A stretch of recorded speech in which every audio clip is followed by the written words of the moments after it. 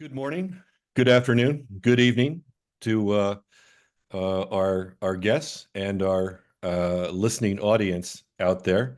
My name is Andy Cutchins. I'm a senior fellow at the Center for the National Interest in Washington, D.C., although I'm broadcasting today from Williamsburg, uh, Virginia, in Southern Virginia, the former colonial capital of Virginia for history buffs. Um, and this is an event. It's a part of the project of the Central Asia Connectivity Project that we launched early this year. And we have a terrific topic today, I think, China-Central Asia relations. And we have an extraordinary group of well-informed, extremely well-informed and insightful panelists. So it struck me as an opportune moment to look at this topic now in light of Xi Jinping's recent visit for the Shanghai Cooperation Organization's annual meeting in Astana and an official visit to Tajikistan in early July, just a few weeks ago. And our three experts will be reviewing the evolving dynamics of these relationships. And our panelists are Elizabeth Wishnick, who is a senior research scientist in the China and Indo-Pacific Security Affairs Division at the Center for Naval Analysis, CNA, and a senior research scholar at the Weatherhead East Asian Institute at Columbia University. Until very recently, she was a longtime tenured professor of political science at Montclair State University, excuse me, and she has dual regional expertise on China and Russia, and is an expert on Chinese foreign policy, Sino-Russian relations, Northeast Asian and Central Asian security, and Arctic geopolitics. And in fact, speaking of Arctic geopolitics, Liz is doing double duty today, as she will be speaking at an event organized by the East-West Center entitled Breaking New Ice, clever, Japan-Russia relations and Arctic implications for the United States. If you go to the chat function, you'll find a link to that, and that'll be at, I think, 7 p.m. Is that at 7 p.m. or 6 p.m.? 6 p.m. Eastern. 6 p.m. Eastern Standard Time. Okay, great. And our second panelist is Brian Carlson, a research professor of the Indo-Pacific Security Studies in the China Land Power Studies Center. That's a mouthful, Brian, of the Strategic Studies Institute at the U.S. Army War College.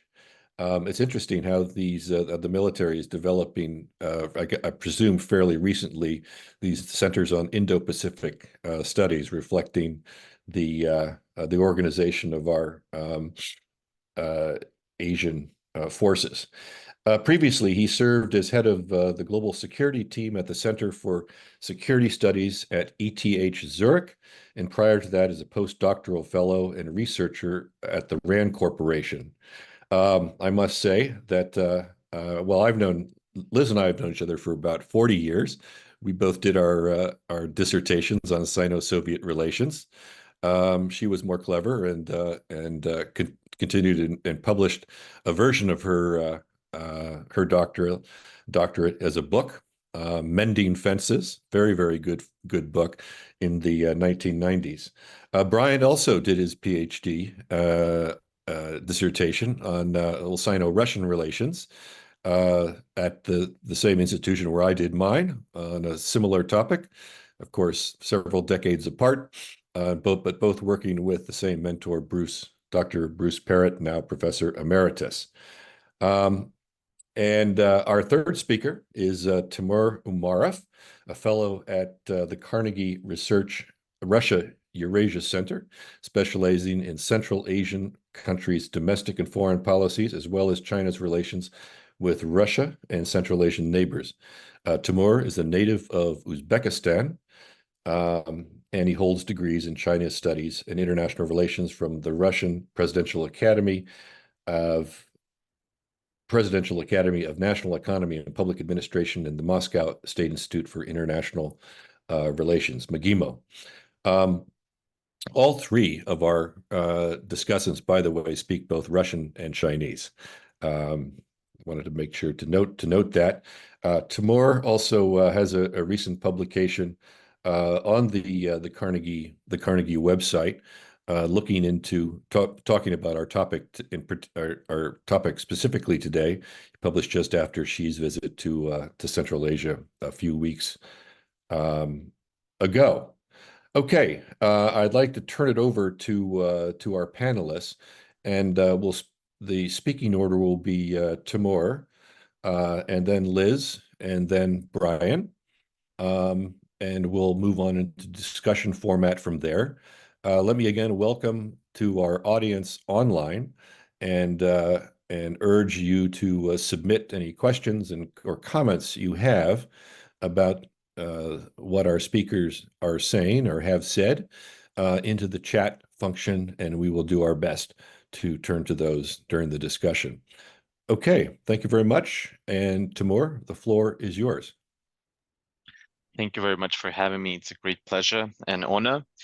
I want to start by saying that in the last 2.5 years, there's been a lot of attention to Central Asia paid mostly because of the Russia's full-scale invasion of Ukraine and the consequences of this event on the region. And many are looking at these consequences. And one of the takes is that China's presence in the region has changed, that China is somehow replacing Russia in Central Asia. All Central Asian countries want to rely more on China because now Russia, in their eyes, apparently looks less predictable, less understandable, and as a consequence, less reliable.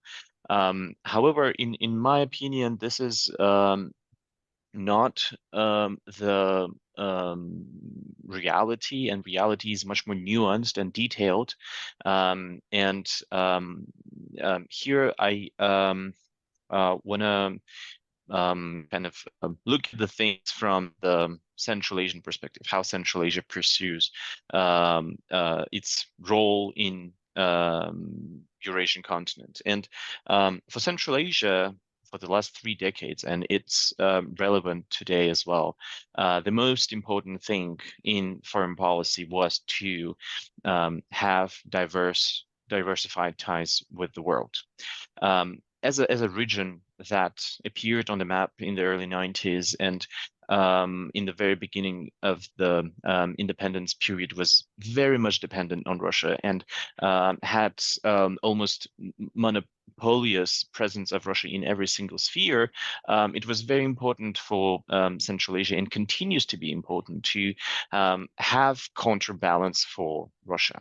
And because of that, China has been a very important partner since very beginning. We've seen how in the 90s, all 5 presidents of the Central Asian country, except for Tajikistan, because Tajikistan was going through the civil war, have been actively cooperating with the Chinese representatives, and Chinese leaders would also visit, have tours in Central Asia, where they will be focusing on the question of security. And here I also want to emphasize that security was always the backbone of the relationship, or the back kind of fundament of the relationship, because what China really cared about in Central Asia was to have a reliable partners that will not be bringing troubles to the border and further to the very sensitive, from the Beijing's perspective, Xinjiang autonomous region, and that was a priority. And fast forward today, we see that China has a consensus with all 5 Central Asian countries on the question of this fighting 3 evils: extremism, terrorism, and separatism. And only after that, only upon this basis of the relationship on security, China started to look into having more interactions in economic dimension. And since then, we've seen how China has been actively present in both domestic and in intra-regional economic cooperation. We've seen the announcement of the Belt and Road Initiative that is right now the main project that represents China's influence in the region in economic dimension.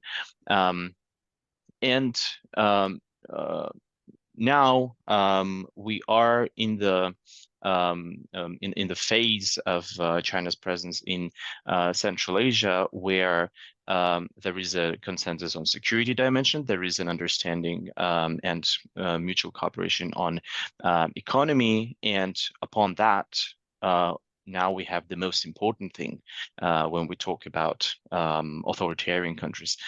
We see that both political elites start to have trust in each other.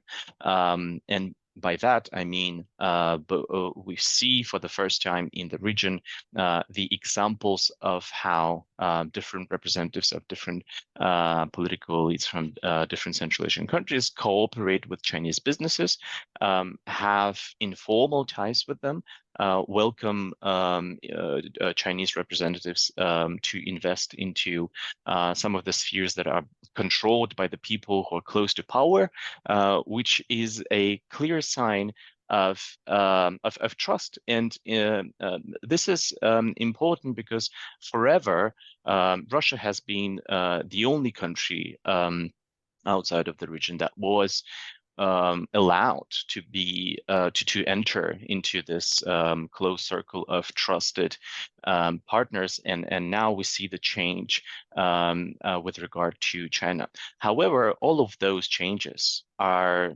not happening because or as a consequence of the Russia's full-scale invasion of Ukraine.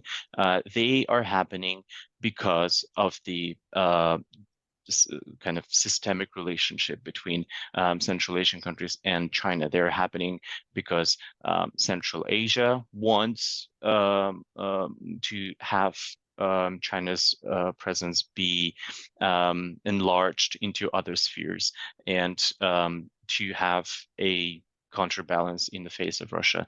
And they're also happening because China has interests in expanding its presence in Central Asia. And the question that we might go further into the Q&A discussion is how does this presence of China in Central Asia coexists with the Russian presence in the current state of affairs? I'll stop here, and we'll be happy to discuss anything else during the Q&A. Thank you, Tamur. That's a terrific introductory kind of conceptual framework for us to look at these long time evolving ties between China and Central Asian states. Let's now turn to Liz Wishnick. Thank you, Andy, for the kind introduction. And it's so great to be with all of my colleagues here talking about this important issue. So Tamur started us off on discussing, China's approach to the region, and I agree with that. I think we tend to spend a lot of time looking at the competition between Russia and China, the geopolitics. But I think for China, Central Asia, it's all about China. I mean, it's not the driver, I think, had to do with Chinese domestic interests, and one of them was border security, as Tamur mentioned. That was a big issue after the collapse of the Soviet Union. China all of a sudden had new neighbors, and that led to the Shanghai Five process that eventually turned into the Shanghai Cooperation Organization to have confidence building along the borders, to demarcate the borders. So China has demarcated the borders with Central Asia. But I think the crux of the issue for China is Xinjiang, and developing China's Western regions more generally. And so we see the opening of China's relations with Central Asia in the late 1990s with Jiang Zemin's Go West initiative. And that was to redress the lagging development between Western China and Eastern China. And Xinjiang is the fulcrum of this. And there's a lot of pressure on Xinjiang to become a new petrochemical center, to become an agricultural producer, even to become a wine producing region. I mean, there's so many different efforts that are going on in Xinjiang that require a lot of resources, especially water, that causes difficulties with neighboring Kazakhstan, for one, in terms of sharing that resource. So, but I think that the focus on Xinjiang and its security concern, as Tamur mentioned, about terrorism and threats potentially coming from Central Asia or Afghanistan, have really contributed to a lot of the policy efforts that China has made toward Central Asia. And then you have Xi Jinping with his own take on the subject, with his national security policy, which is very focused on political security, on regime security of China. And to ensure that, you need to address the problems of interference by outside states, Western states in particular, in China and in China's neighborhood. So I think trying to make sure that Central Asia is a friendly neighborhood for China and try to address the interest by other states in that region is a priority. Connected to this, you have the digital Silk Road, where China is not just exporting goods and investing in industries, but also trying to connect Central Asia through telecommunications, so-called safe cities, so intelligence sharing, trying to make sure that Central Asia does not become a haven for instability inside China. And Xi Jinping also, has his own initiative. So Putin has his Greater Eurasian ideas, and then Xi Jinping has his development initiative, security initiative, civilization initiative to try to create a community anchored in China that includes neighboring countries and the global South more broadly.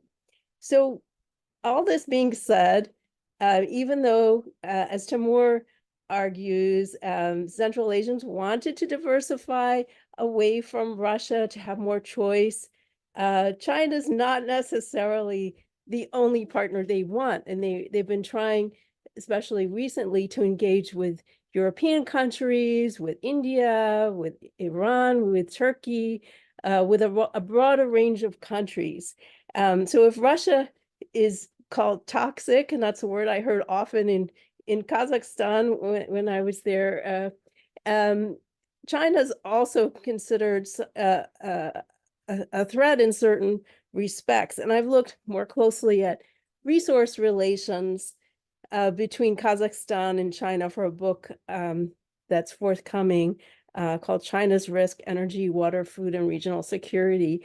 And I think in those spheres, you see a lot of caution about the relationship with China in terms of the lack of transparency of some of the projects that China is investing in, the potential environmental consequence of some of these projects. So a good number are still in the fossil fuel sector, even though there's been a greater involvement in renewables. So concerns about the environmental issue, concerns about sovereignty, issue of land leasing was a very controversial one in Central Asia and Kazakhstan. They passed a law prohibiting that. You've had anti-China protests in various times in Kazakhstan. So for China, it's not been an easy road, and China sees this as a risk.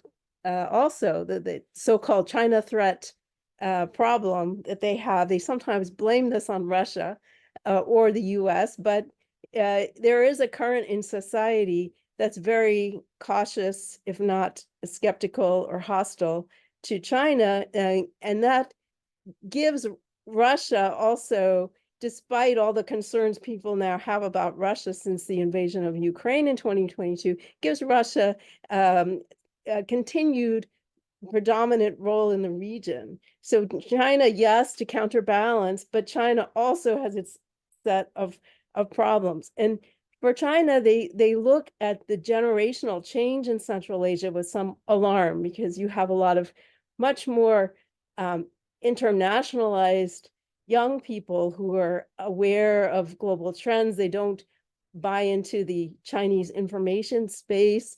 They're open to Western ideas, and that's a big challenge going forward. They might have great relations with the elites, but with the people as a whole, I think that's more of a challenge. And China is trying to do something about that by creating university campuses in Central Asian cities, having funding for exchange programs and so on. And we'll see how that works out. But public opinion surveys seem to indicate that there is a soft power deficit there, despite all of these initiatives and the interest by Central Asian elites in engaging with China. So I'll stop there. Thanks, Liz. Terrific overview as well. I can't help but to interject one little anecdote about the wine industry in Xinjiang province. I was in Xinjiang province in Urumqi in 2007 for 5-6 days or so, and we did visit an oasis, and we were treated to some locally produced wine. Well, unless things have dramatically changed, I don't think that the Napa Valley and other major wine growing regions are too nervous about it. But just on the trust issue, the kind of the most striking thing to me on that visit was, we visited researchers doing work on kind of the three isms: separatism, terrorism, etc. And researchers on Pakistan and researchers on Central Asia. The striking thing to me was that none of the researchers in Xinjiang had ever been allowed to visit those places. And this kind of gets to, I think, the great security concerns that the Chinese government has long held about Xinjiang province. In the Pakistan case, it had to kind of chuckle because often the China-Pakistan relationship is described as close as lips and teeth. But maybe not so much. Okay, Brian, let's turn to you for your perspective on this set of interesting issues. Thank you, Andy, and I'm happy to be with my fellow panelists today. I'm going to speak primarily about China's policies toward Central Asia, so I'll cover some of the same ground that Liz did. China's influence in Central Asia has been growing steadily for many years, and there's an opportunity now for a further significant increase in that influence. China is pursuing a global strategy that involves outreach to the global south and countries beyond the global south, with the goal of trying to build a loose coalition of countries that aren't firmly in the US camp and are willing to go along with at least some of China's concepts for the future of world order. And I would say that Central Asia generally fits into this strategy as well as into China's neighborhood policy.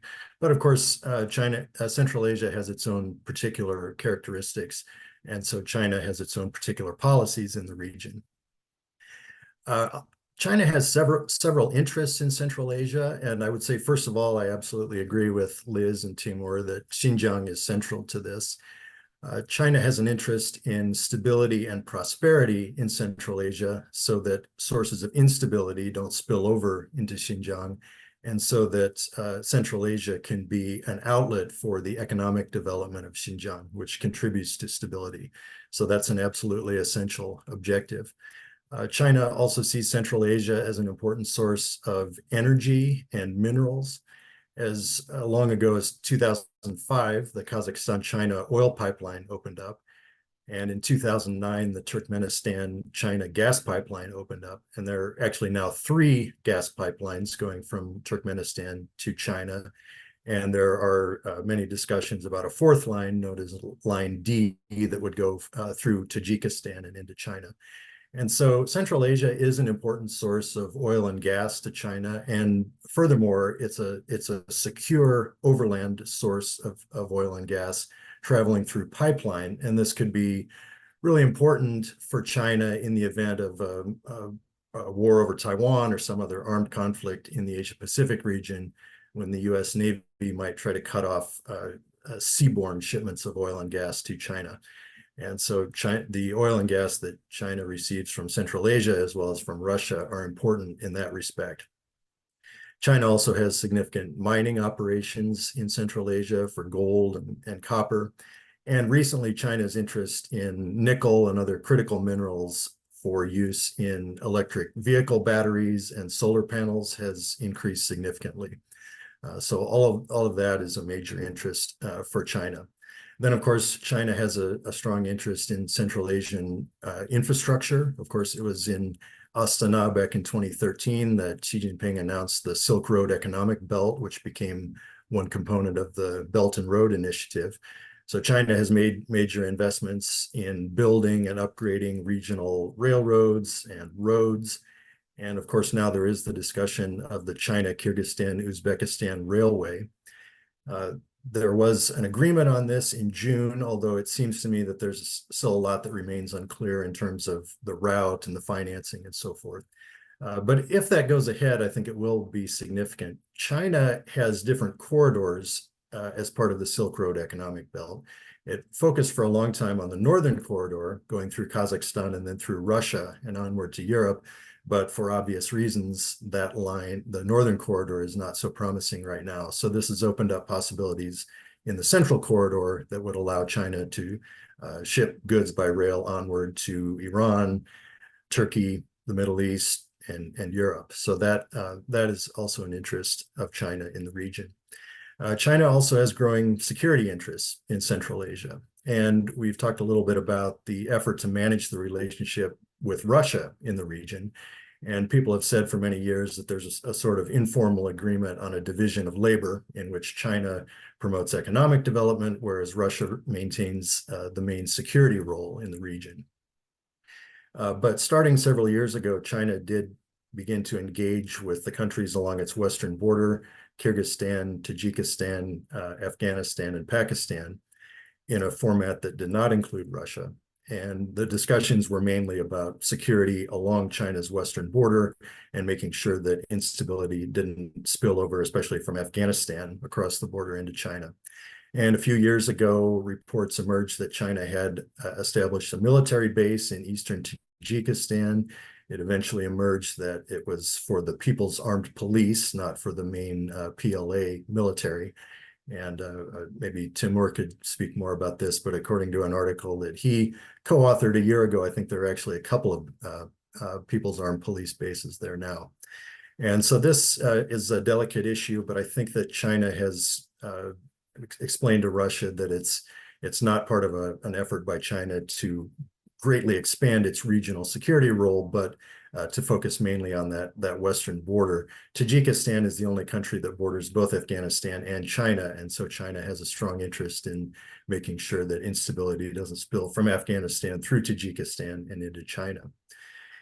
And finally, China has strengthened its diplomatic influence in the region. Of course, 1 year ago, there was the China Central Asia Summit in Xi'an, at which China pledged a significant amount of economic development assistance and investment for the region. And China also got all of the Central Asian countries to sign on to the 3 initiatives, the Global Development Initiative, the Global Security Initiative, and the Global Civilization Initiative. And so this raises certain concerns about Central Asian countries falling into China's broader conceptions of world order. And so these are some of the main interests that China has in Central Asia and that it's pursuing now.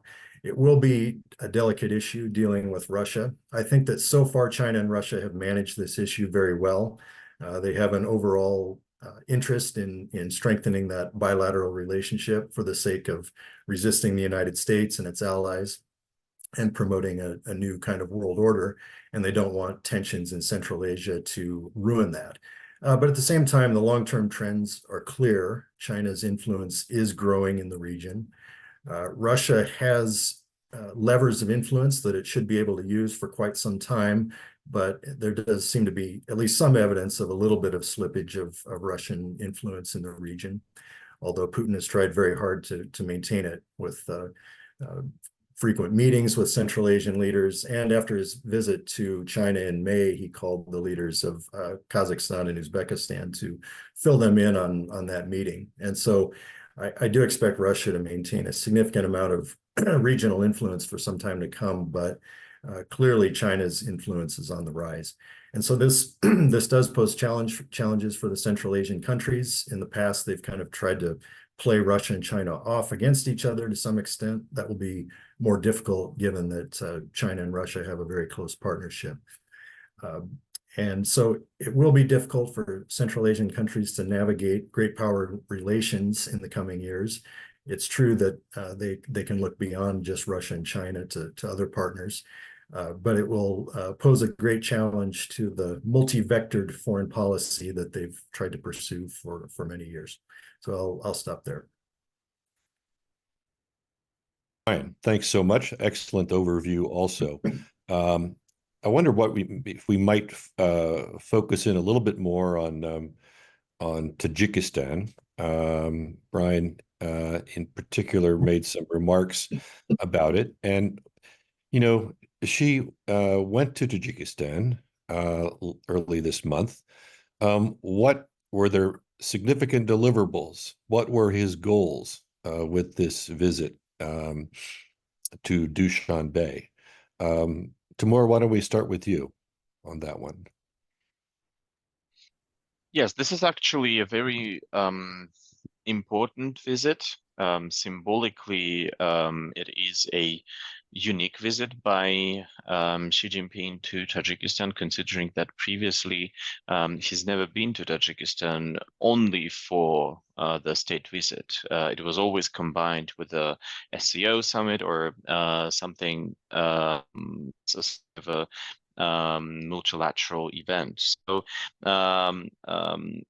this on its own is important. And another important part here is that Tajikistan's, I think from the domestic perspective, Tajikistan for the last couple of years has been preparing itself for the transition of power, and Emomali Rahman is getting closer and closer to transferring his presidential chair to his son, that he has been preparing for this position for at least 7-8 years. And this is important that Xi Jinping comes at a time where transition it didn't happen yet, and considering that he isn't visiting Tajikistan that frequently, that might be his last visit while President Rahman is still in power. So from this perspective, is this visit is important, and I also echo Brian here on significance of Tajikistan from the security perspective, and considering that the two People's Armed Police bases are situated on the border between Tajikistan and Afghanistan, and this is a unique case not only for Central Asia but also for the world. I think it highlights how Dushanbe-Beijing relations are significant. Thanks, Tamur. Liz, you have anything what you want to add?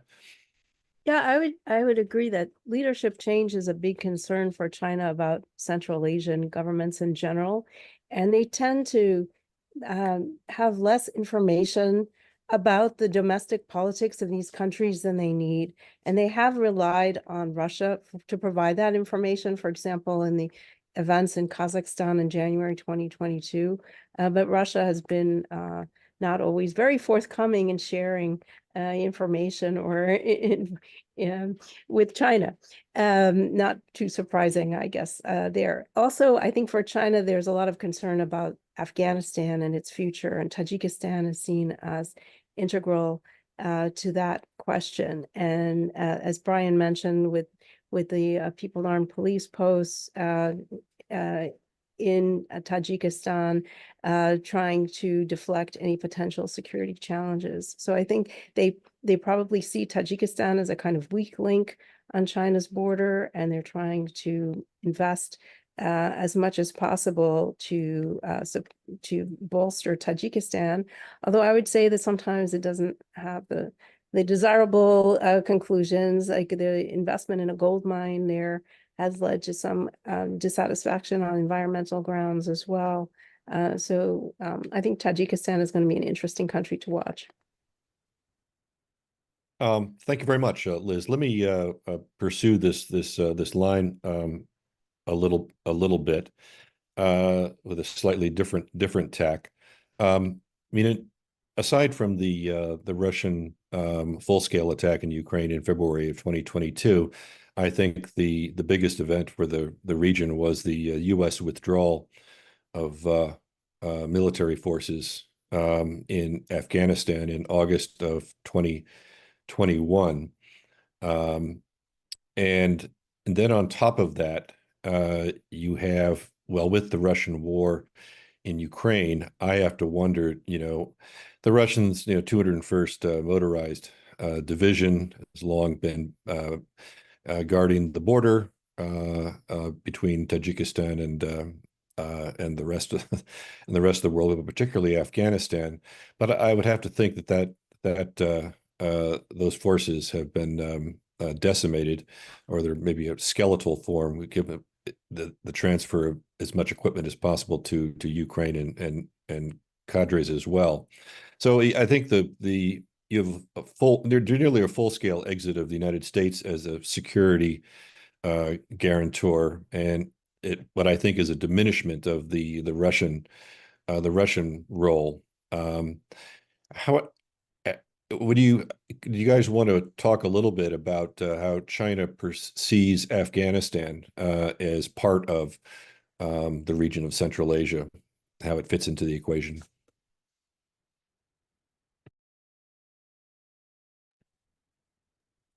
Brian, why don't we start with you? I think you made some comments along these lines.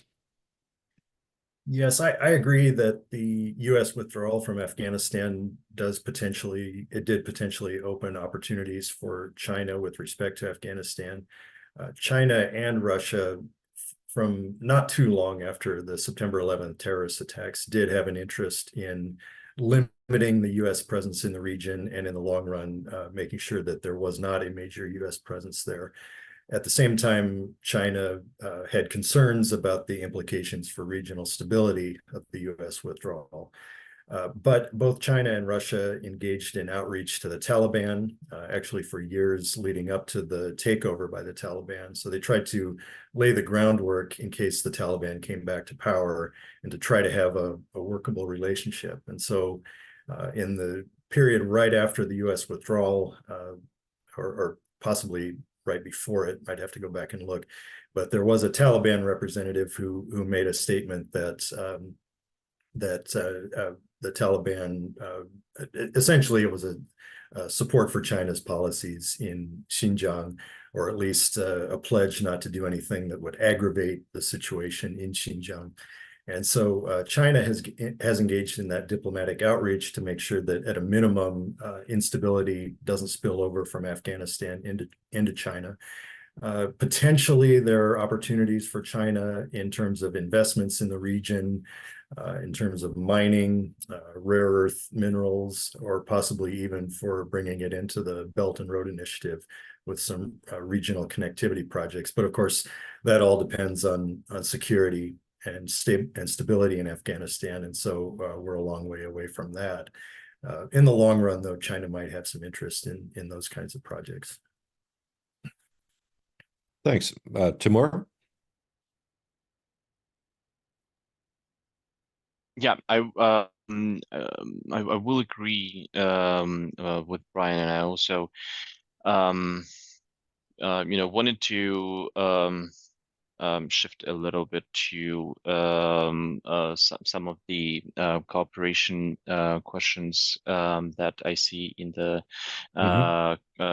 Q&A tab on the Russia's kind of Russia's perception of China's presence in the region. I think that sometimes we look at it from the outside, and it might look logical to think that Russia would not like what is happening between China and Central Asia, considering that there are much more trips from the Chinese side. There is much more institutionalization of the relationship between Central Asia and China, and China is becoming more active in a sensitive sphere of security.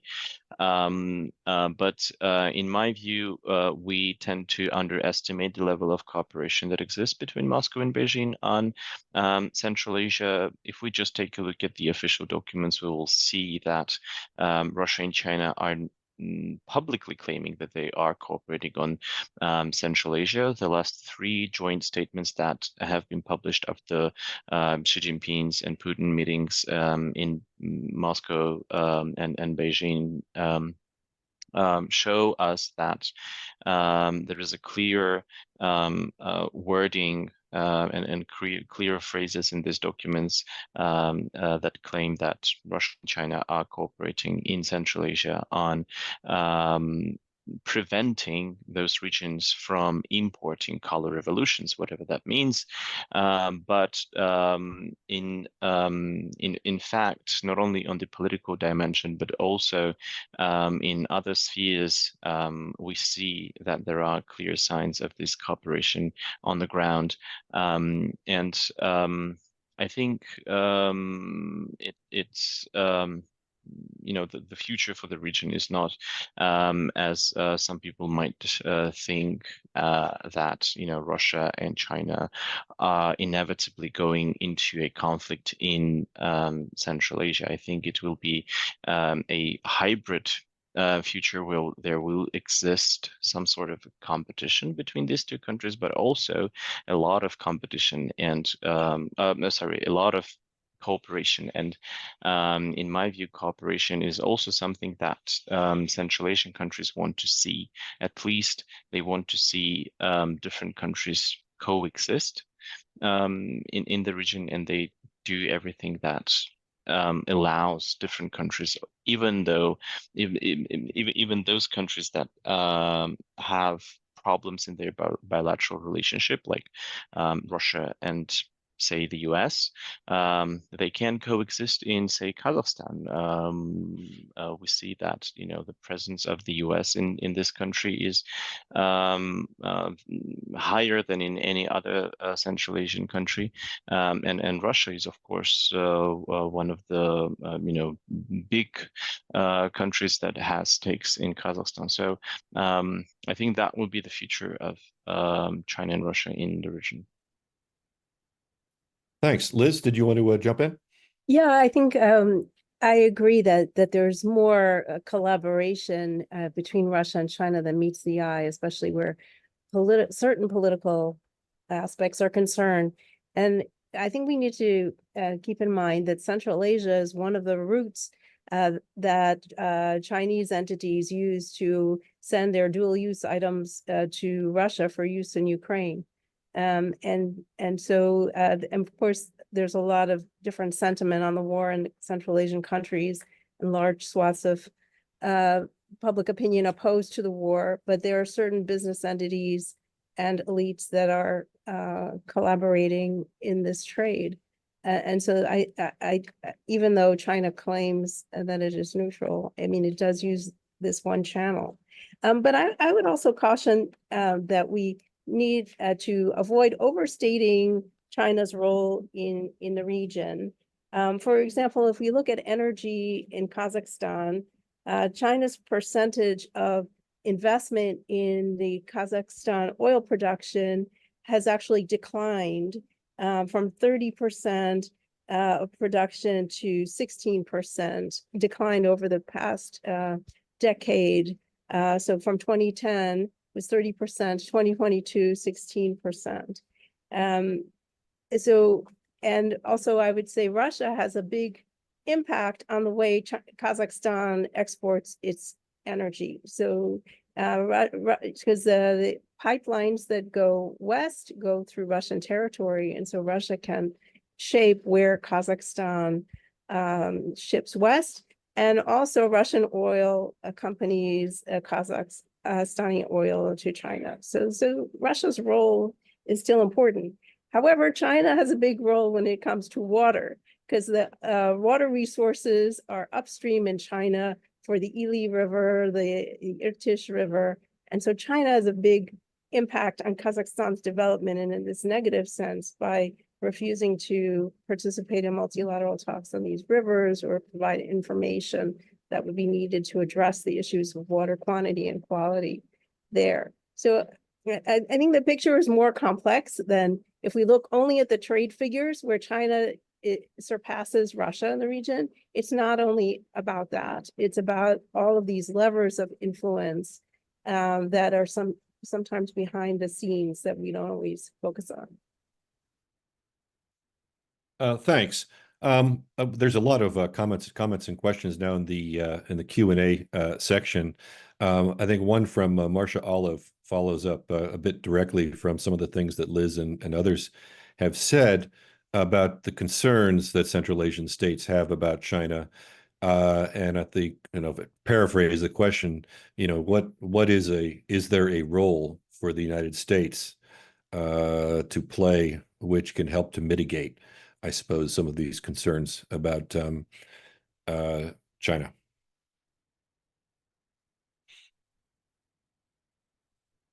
Anybody? I mean, if I may jump in here, I think that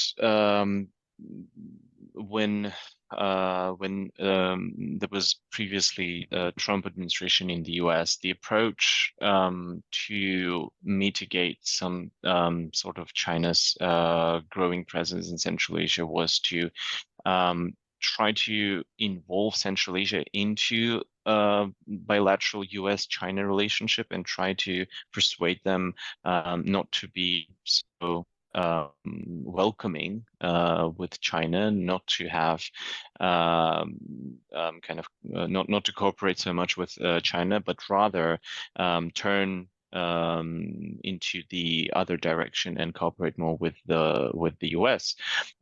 However, this approach was not welcomed by Central Asian countries. It was seen as very unrealistic, and it was seen as a way to involve Central Asia into the affairs that Central Asia doesn't want to get involved into.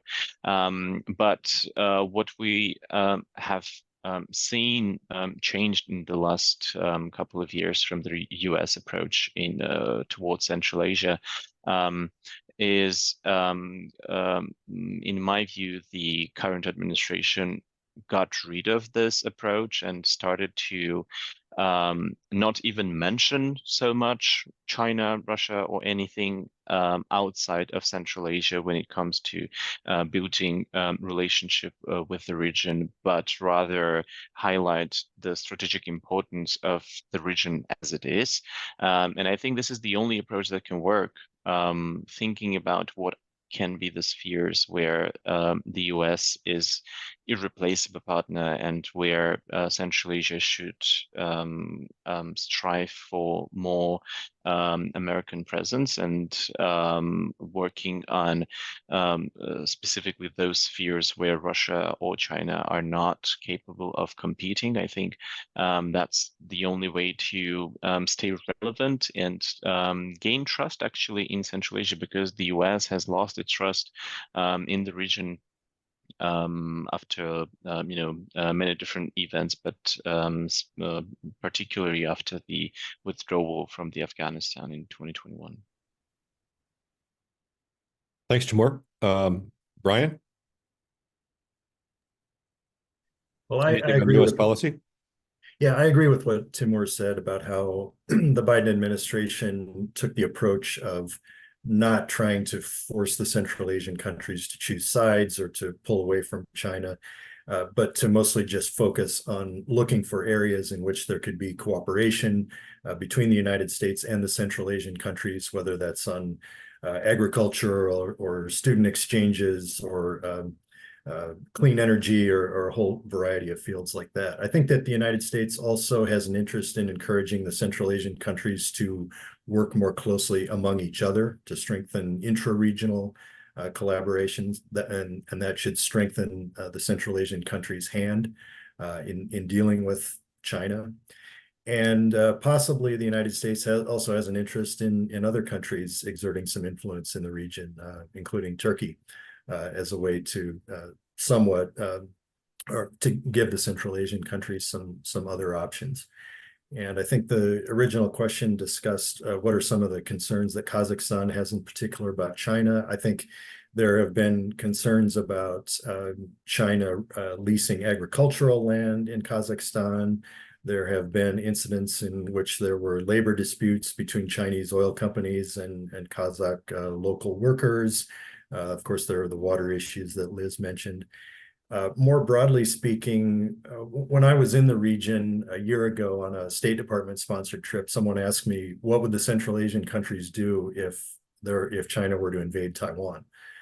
And I think that would put them in a very difficult position because, of course, in that case, the United States would be interested in getting the Central Asian countries to provide some kind of support for the U.S. effort, but it would be very difficult for them to stand up to China by joining sanctions or cutting off energy supplies or anything like that.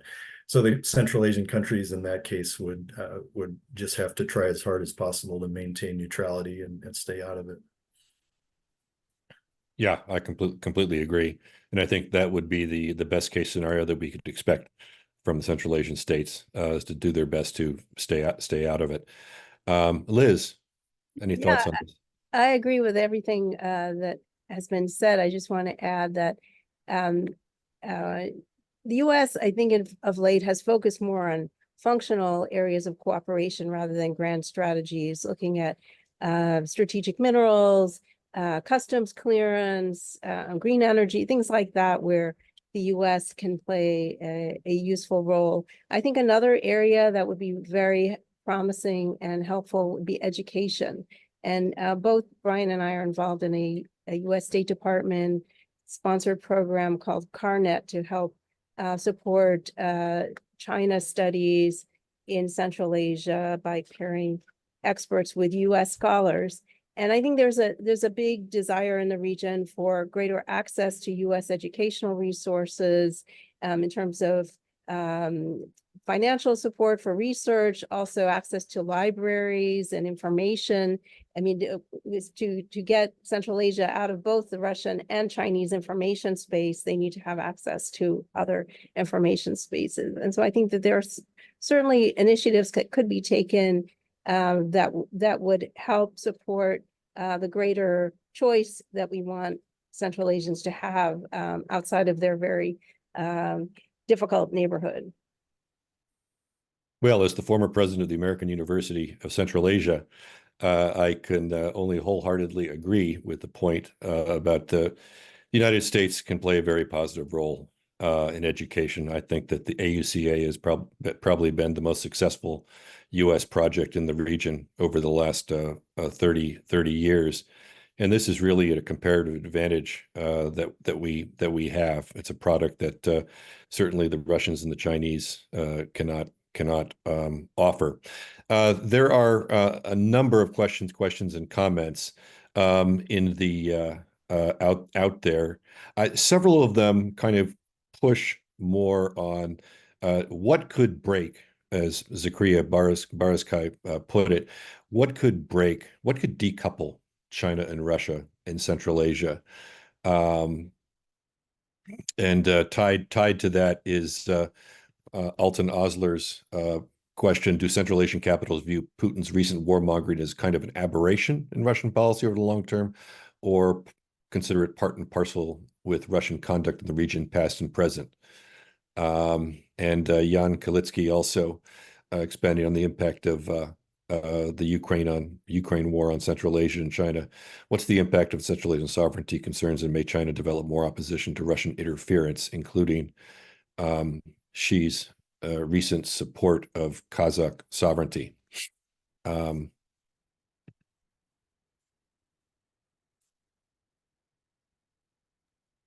I mean, I can volunteer again Yes. to start with the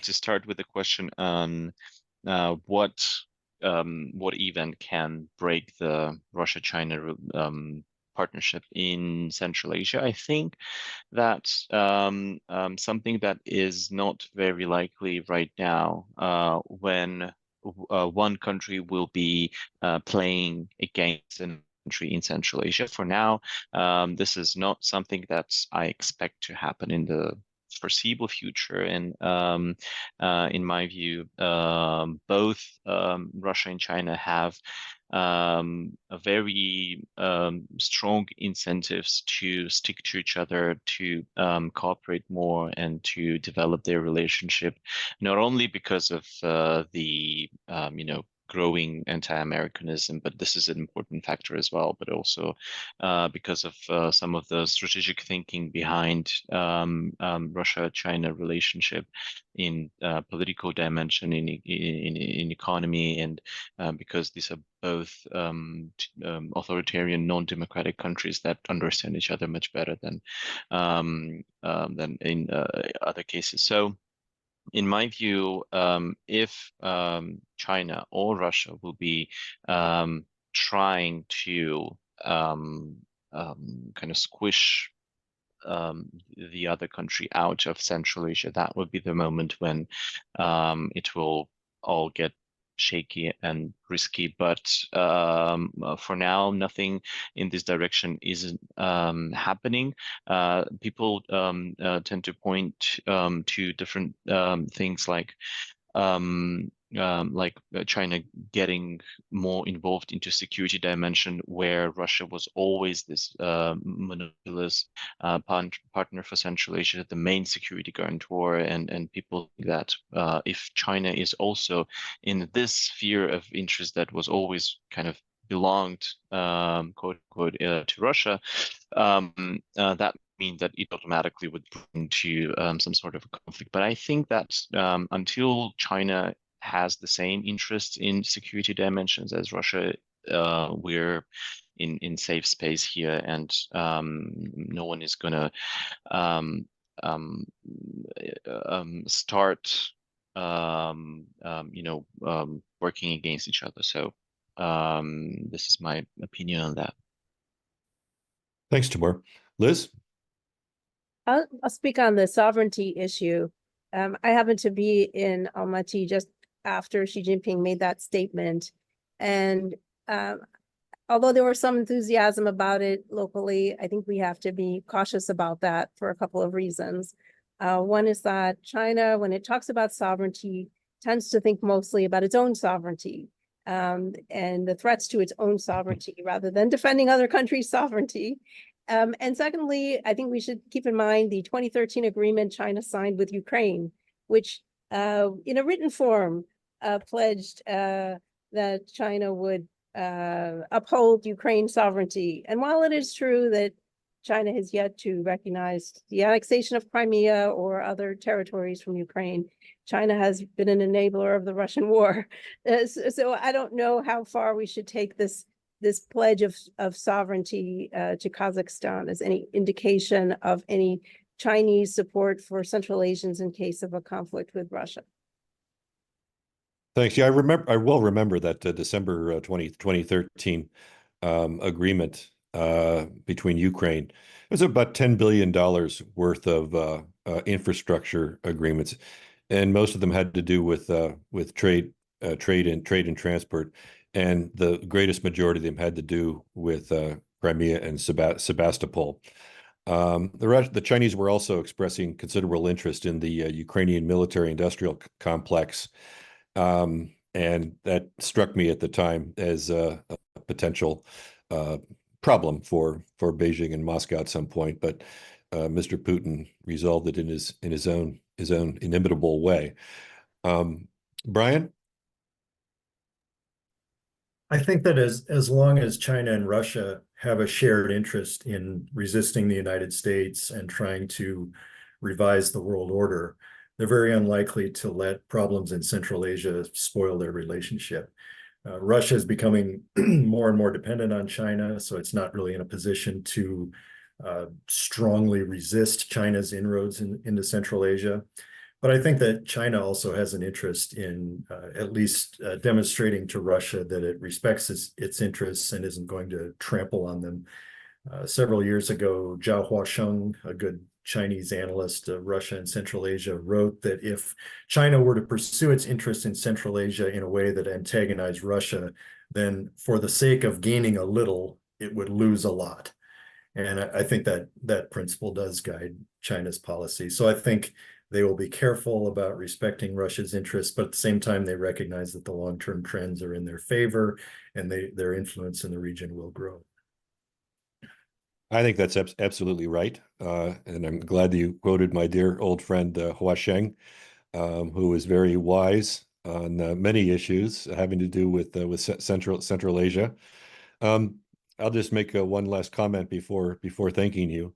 If for Russia, if you look at and it's just to emphasize the point that China and Russia primarily share an interest in a stable Central Asia. For Russia, Central Asia is a tertiary at best theater strategically for them, with of course Europe and the West and the United States being number one, probably the Caucasus and the greater Middle East too, and then you might battle it out between the Arctic and Central Asia, probably the Central Asia edging out the Arctic because of the Russian speaking population, and it's not too dissimilar for China as well. It's just not. This is the strategic rear for both countries. The one thing I was a little concerned about, I remember when Putin announced in April of 2014 the re-raising the notion of Novorossiya, New Russia, territory that had been part of the Tsarist jurisdiction of Russia, which included eastern and southern parts of Ukraine, and of course northern parts of Kazakhstan. And the Kazakhs were very, very nervous about that. In fact, I was in Kazakhstan interviewing Kazakh experts for a project I was doing at that time, and one of my interviewees, a good friend of all of us, said in the moment that, well, maybe the Uzbeks had it right in avoiding all of these integration projects with Russia. But also, I think for Kazakhstan, and this is where the Chinese would not sit idly by, I think, for the Russians taking some kind of military action against Kazakhstan. Their economic interests are too significant. It's on their border. So in a way, I could see actually China playing a moderating influence on Russian behavior in Central Asia if their military appetite grew too strong. I have to apologize. We have to conclude. We're actually concluding late. And I want to thank Brian and Tamur and Liz for really a terrific discussion today. thank all of those in the audience who listened, and my apologies that we weren't able to get to every point. But the first rule in show business is, leave the audience wanting more. So with that, everybody can disperse for their August vacations, and we look forward to reconvening in the next month or so. Thank you very much.